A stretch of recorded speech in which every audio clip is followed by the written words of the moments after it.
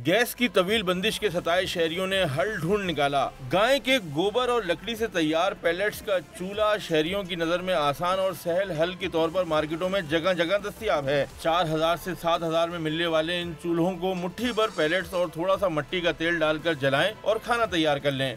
पूरी दुनिया तरक्की कर रही है, यहाँ तक के दुनिया चांद तक पहुँच गई और हम लकड़ी वाले चूल्हों पे आ गए। आदमी कब तक होटलों में खाता रहेगा, तो उसको लकड़ियों में पकाने से अच्छा है कि थोड़ा सा टेक्निकल इसके अंदर इशू देखा है कि टेक्निकली थोड़ा सही है तो वही बर्नली टाइप का लकड़ी से चलने वाला, या इसके अंदर ये जो है ना दूसरा एनर्जी यूज़ कर रहे हैं, लेकिन ये कि थोड़ा मॉडिफाइड है तो हमारे काम आएगा।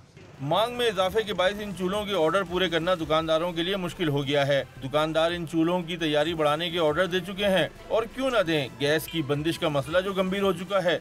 ये गोबर वाली लकड़ियों से डाला जाता है, चार्जेबल से चलता है। ये 12 वोल्ट बिजली खींचता है। आपकी एक हांडी तकरीबन 35 से 40 रुपए की घर के अंदर एक टाइम में पक सकती है। खरीदारी तो हर चीज़ की बढ़ चुकी है, बायो चूल्हे की बढ़ चुकी है, मिट्टी के तेल वाले चूल्हे की बढ़ चुकी है, सिलेंडर की बढ़ चुकी है। अवाम बहुत ज़्यादा परेशान है।